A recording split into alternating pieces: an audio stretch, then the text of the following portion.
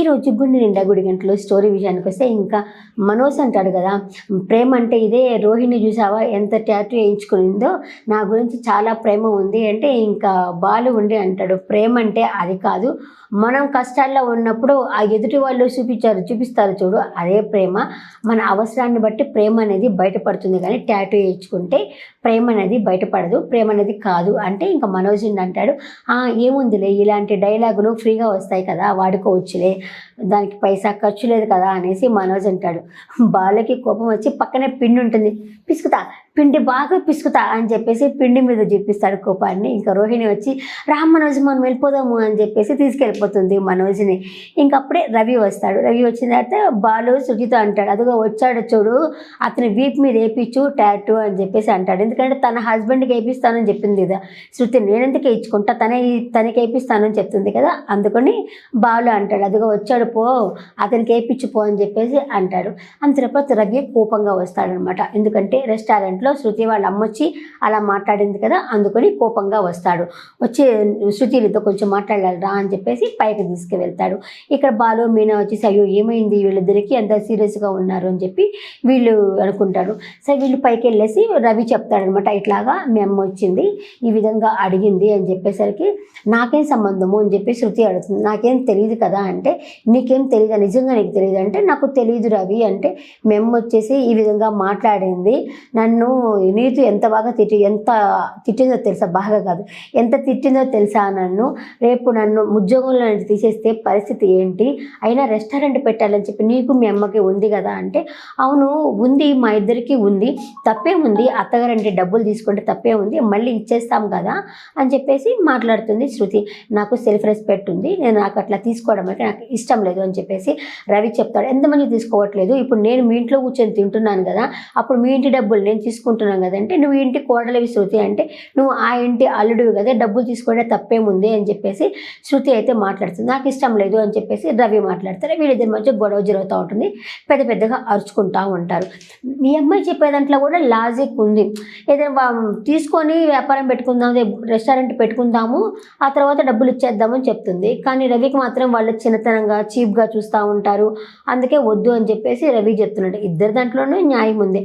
రవికి ఇంకా self respect ఉంది, అయినా కూడా వాళ్ళ శృతి వాళ్ళ అమ్మ వాళ్ళు అంత మంచి వాళ్ళు ఏం కాదులే వాళ్ళు, ఎందుకంటే రవిని వచ్చేసి వాళ్ళు చెప్పు చెత్తలో పెట్టుకుందామని చెప్పేసి చూస్తున్నారు కదా, వాళ్ళేమో అంత మంచి వాళ్ళు. మామూలుగా వేరే అత్తగారు వాళ్ళైతే సరే కూతురు అల్లుడు బాగుంటే బాగుపడితే బాగుంటుందని చెప్పి వాళ్ళు ఆలోచిస్తారు, కానీ వీళ్ళట్టు ఆలోచించేవాళ్ళు కాదు. శృతి అమ్మ నాన్న వచ్చి ఇంకా మాట చెప్తాడు. చెప్పేసి ఇంకా రవి ఏమో కోపంగా వెళ్ళిపోతారు. వీళ్ళిద్దరు వచ్చేసి మీనా బాలు వచ్చేసి ఏం చేస్తున్నారు వీళ్ళని చెప్పి మెట్ల దాకా వచ్చి రవి అని పిలిచేటప్పుడు రవి వెళ్ళిపోయేస్తాడు. అయ్యో రవి చూడు వెళ్ళిపోతున్నాడు అని చెప్పి మీనా వచ్చేసి పాపం అంత కోపంగా వెళ్తున్నాడు రవి, లోపల శృతి ఏం చేస్తుందో పాపం అని చెప్పేసి మీనా కూడా అంటుంది. సరే ఒక పని చెయ్యి, నువ్వేమో శృతి దగ్గరికి వెళ్ళు, నేనేమో రవి దగ్గరికి పోయి మాట్లాడతాను అని చెప్పేసి ఇద్దరు వెళ్తారు. మీనా వచ్చేసి శృతి దగ్గరకు వచ్చేసి ఏమైంది అంటే, ఇలా అయింది, నాకైతే మా అమ్మ మాట్లాడింది నాకు తెలియదు అని చెప్పేసి తనైతే చెప్తుంది. చెప్పేసి అతను నన్ను కొంచెం చీప్గా చూస్తున్నాడు, లెక్కలేనట్టు బిహేవ్ చేస్తున్నాడు అని చెప్పేసి మీనాతో చెప్తుంది. అక్కడ రవి వచ్చేసి రవి దగ్గరికి బాలు వెళ్తాడనమాట. బాలు వెళ్ళేసి రవి అటు ఇటు తిరుగుతూ ఉంటాడు.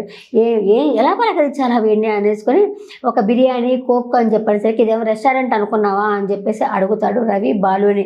లేదు నువ్వు అటు ఇటు తిరుగుతున్నావు కదా, వాకింగ్ ఏమైనా మర్చిపోయావు, అటు ఇటు తిరుగుతున్నావు అని వచ్చాను నేను అనేసరికి ఏం జరిగింది అంటే ఏం కూడా జరిగింది చెప్తాడనమాట. అనుకున్నా ఈ అంతరికి కారణం ఆ శోభనానే అని చెప్పి అనుకున్నా, మీకు మనశ్శాంతి లేకుండా చేస్తూ ఉంది ఆవిడ అని చెప్పేసి బాలు అంటాడు. బాలు అనేసి బాలు శృతిని బాగా అర్థం చేసుకున్నాడు, శృతి గురించి మంచిగా చెప్తాడు. అదంతా కాదు, నువ్వు తను అర్థం చేసుకోవట్లేదని తన బాధ అని చెప్పేసి చెప్పడం అయితే జరుగుతుంది.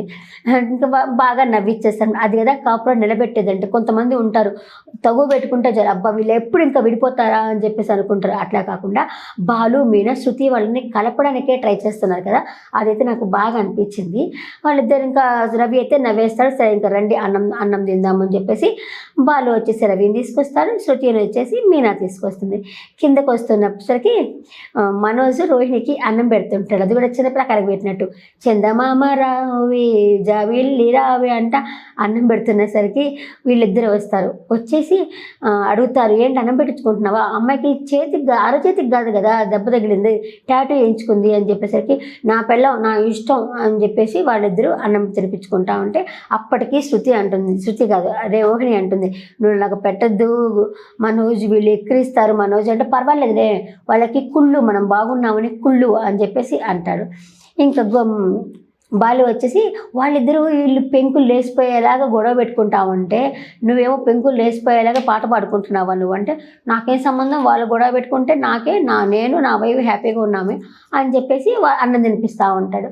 ఇంకా తినిపిస్తున్నప్పుడు శృతి వచ్చేసి బాలుతో కాదు రవితో అంటుంది, చూసావా వైఫ్ని అలా చూసుకోవాలి, తినడానికి లేకపోయినా సరే గుళ్ళో అడుక్కు తినైనా సరే రోహిణిని చూడు ఎంత ప్రేమగా చూసుకుంటున్నాడో, రోహిణి ఒక మాట అనలేదు అని చెప్పేసి అంటుంది. ఇంకా ముగ్గురికి కోపం వస్తుంది. మీనా ఉండేసి ఏమంటుందంటే, అవునవును ఇప్పుడు నా డబ్బులేమో వాళ్ళ ఆయన తీసుకున్నాడు, నాకు ఒక్క రూపాయి కూడా ఆమె ఇవ్వలేదు అని చెప్పేసి అంటుంది. రవి ఉండంటాడు, అవునవును మా వదిన ఏమన్నా తక్కువ తినిందా, వాటాలకి డబ్బులు వస్తే ఆ 40 లక్షలు ఎవరికి చెప్పకుండా వాళ్ళిద్దరే మాత్రం మింగేశారు, వాళ్ళు ఏమన్నా తక్కువ అని చెప్పంటారు.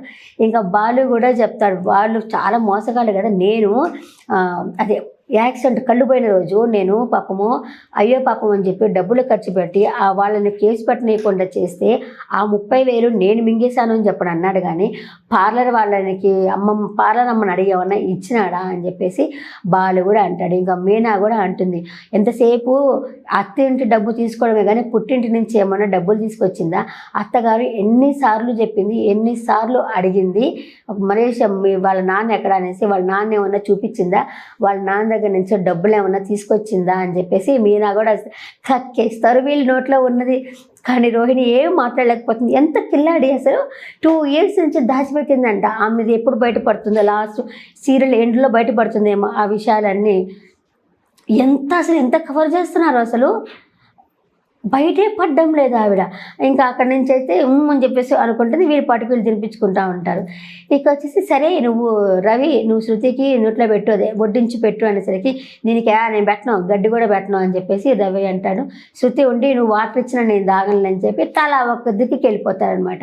అయ్యో కలపదాం అనుకుంటే వీళ్ళు దూరంగా వెళ్ళిపోయారు అనేసి బాలు మీనా వచ్చేసి అబ్బా ఎట్ట చేయాలా అనేసి అనుకుంటే, వీళ్ళు కలపదాం అనుకుంటే వీళ్ళేమో దూరంగా పోతారు. సరే ఇంకా నైట్ అయిపోతుంది కదా, ఆకలేస్తూ ఉంటుంది పాపము. ఒక పక్క రవికి ఆకలి, శృతికి ఆకలేస్తూ ఉంటుంది. రవి అంటాడు, అబ్బా అసలు పెళ్ళమేనా, నాకు ఆకలేస్తుంటే నువ్వు కామ్గా ఉన్నావా అని చెప్పి ఆమంటుంది. ఈమె వచ్చేసి ఇంత వేస్ట్, నీతో నీతో ఉంటే నాకు నెగిటివ్ వైబ్స్ వస్తున్నాయని చెప్పేసి శృతి అక్కడి నుంచి లేచి కిందకు వస్తుంది. కిందకు వచ్చేసరికి బాలు ఉండి మీనాతోటి పడుకున్నట్టు నటించి పడుకో అంటాడనమాట. పడుకోసే ఇంకా అమ్మాయి దుప్పటేసుకొని పడుకుంటుంది. మీనా వచ్చేసి రవి మీనా నిద్రపోయిందా అంటే, అవును మళ్ళీ మా ఆవిడ 5 గంటలకి లేవాలా, నువ్వు నిద్రపోయింది, అన్నానికి పిలిస్తే మీ ఇద్దరుగా వెళ్ళిపోయారు అని చెప్పేసరికి సరేలే నో ప్రాబ్లం అని చెప్పి కిచెన్లోకి పోతే కిచెన్లో ఏం ఉండదు తినడానికి. మళ్ళీ వచ్చి మీనా అని పిలుస్తుంది శృతి. ఇగో ఇప్పుడే చెప్తున్నాను కదా లేపొద్దని చెప్పి, మా ఆవిడ 5 గంటలకు లేయాలని చెప్తున్నాను కదా అని చెప్పేసి సరేలే అని చెప్పేసి వెళ్తుంది. అక్కడికి వెళ్ళేసరికి కిచెన్లో ఎగ్స్ ఉంటాయి అనమాట. ఎగ్స్తో ఏమన్నా చేసుకుందాము అనేసి చూస్తుంది. ఎగ్స్ పట్టుకుంటుంది, ఎలా పగలగొట్టాలో తెలియదు, ఏం చేద్దామని ఆలోచిస్తుంటుంది. ఎందుకంటే శృతికి వంట రాదు కదా, అలా ఆలోచిస్తూ ఉంటుంది. అంతలోపల అక్కడికి రవి కూడా వస్తాడనమాట. రవి వచ్చి కొంచెం సైడ్కి జరిపి తను బ్రెడ్ ఆమ్లెట్ వేసి రవికి పెట్టు అని చెప్పి తినిపిస్తాడు. అదేమి బ్రెడ్ ఆమ్లెట్ వేసి శృతికి ఇస్తాడు. ఆమె ఇలా తుంచుకోవడంలో చేయి కాలుతుంది అంతే. ఇంకా రవి వచ్చి తనకి తినిపిస్తాడు. ఇద్దరు ఒకరికొకరు సారీలు చెప్పుకుంటారు. ఇంకా బాలు మీనా అక్కడికి వచ్చేసి సూపర్ అని చెప్పి, ఇందుకే మేము ఇలా చేసాము, మీ ఇద్దరు కలవడానికి ఇలా చేసాము, ఏమిటి రవి నీకు నేను వేడివేడిగా దోశ పోసి ఇచ్చేదా అని చెప్పి మీనా అయితే అడుగుతుంది. వద్దులే నేనే దోశ పోసుకుంటానులే అని చెప్పేసి రవి చెప్తాడు. ఇంకా సూపర్ కదా, వాళ్ళిద్దరిని కలిపేశారు. అట్లా ఉండాలా, అందుకే ఈ సీరియల్ నచ్చుతుంది. గొడవ పడతారు, మళ్ళీ వీళ్ళే కలిపేస్తారు, కలిసిపోతారు. ఇదే బాగుంది. కొన్ని లైఫ్లకి కూడా కొన్ని లెసన్స్ లాంటిది కదా, అంటే భార్యాభర్తలకు కూడా ఇలా దూరంగా ఉన్న వాళ్ళకి కూడా ఒక లెసన్స్ లాంటిది కదా, బాగా అనిపించింది సీరియల్. ఇంకా తర్వాత వచ్చేసి ఇంకా ఉంది కదా, రోహిణి వాళ్ళ ఫ్రెండ్ విద్య వచ్చేసి ఒక రెస్టారెంట్కి అయితే వెళ్తారనమాట. ఇంకా వెళ్ళిన తర్వాత అక్కడ ఆర్డర్ చూస్తున్నప్పుడు రోహిణి వచ్చేసి అంటా ఉంటుంది విద్యతోటి, మా విల్లవాడు మోసం చేశాడు అని చెప్పేసి మాట్లాడుతూ ఉంటుంది. నా టాటూ చూసేసి ఎంత మెచ్చుకున్నాడో మనోజు, నేను ఇంకా నిజం చెప్పినా కూడా సరే నన్ను ఏమన్నాడు నాకే సపోర్ట్ చేస్తాడు అంటే, ఇంకా విద్య ఉండి అంటుంది అయితే చెప్పేయచ్చు కదా నువ్వు అని చెప్పేసరికి, లేదు లేదు పూర్తిగా నాకు కంట్రోల్లోకి వచ్చిన తర్వాత నేను చెప్తాను, ఇప్పుడైతే నేను చెప్పను అని చెప్పేసి అని మాట్లాడుతూ ఉంటుంది. నువ్వే 2 సంవత్సరాల నుంచి మీ ఇంట్లో వాళ్ళని మోసం చేస్తున్నావు, నిన్ను మోసం చేశాడా వెళ్ళ అతను అని చెప్పేసి విద్య అప్పుడప్పుడు గుచ్చుతూ ఉంటుంది రోహిణిని కదా అని చెప్పేసి అంటుంది అనమాట. అనేసరికి అంతలో కూడా చూస్తారు, పక్కన అతను కనిపిస్తాడనమాట, మోసం చేసినవాడు కనిపిస్తాడు. అంతే గబ్బా రోహిణి వచ్చేసి, నువ్వు ఏంట్రా మమ్మల్ని మోసం చేసావా, మా డబ్బులు ఎక్కడ అని చెప్పి వాడు చొక్కా పట్టుకుంటుంది. వాడేమంటే ఏమీ తెలియనట్టు, మీరెవరండి, మీరెవరో నాకు తెలియదు, మీ ఫేస్లో నేను ఎప్పుడు చూడలేదని చెప్పి వాడు నటిస్తాడు అట్లాగా. అలా చెప్పేసరికి ఉండు పోలీసుని కంప్లైంట్ చేస్తాను అని చెప్పేసి విద్య పోలీసులకి కాల్ చేయని చెప్పే లోపల అతను పారిపోతాడు. అతని వెనకాల రోహిణి పరుగుగా పరిగెత్తుతుంది. రోహిణి కంటే సూపర్ ఫాస్ట్గా పరిగెత్తుతాడు ఆయన, అలా పరిగెత్తుకొని వెళ్ళిపోతాడు. ఇంకా రోహిణి ఇంటికి వచ్చేస్తుంది. ఇంటికి వచ్చేసి మనోజ్తో చెప్తుంది, ఇలా కనిపించాడు, నేను పట్టుకున్న లోపల పారిపోయాడు అంటే, ఎందుకు పట్టుకోలేదు, చేతికి వచ్చి అందించిన మనిషిని ఎందుకు వదిలేసి వచ్చావు అంటే, అదే మాట నేను నిన్ను అడగచ్చు కదా మనోజ్, నువ్వు అతన్ని వదిలేసి వచ్చావు కదా, కానీ అతన్ని పట్టుకుందాం అనుకున్నాను కానీ పారిపోయాడు. అతను చూడడానికి ఏమో ఏజ్లా కనిపిస్తున్నాడు కానీ పరుగు పందెంలో నన్ను మించిపోయాడు అన్నట్టు చెప్తుందనమాట. ఇంకేం వచ్చేసి డిసప్పాయింట్ అవుతాడు మనోజు, అదేంటి అది నువ్వెందుకు పట్టుకోలేదు అన్న ఉద్దేశంతో డిసప్పాయింట్ అవుతాడు. ఈ రోజు జరిగిన ఎపిసోడ్ పట్ల మీ అభిప్రాయాన్ని కమెంట్ సెక్షన్లో కమెంట్ చేయండి.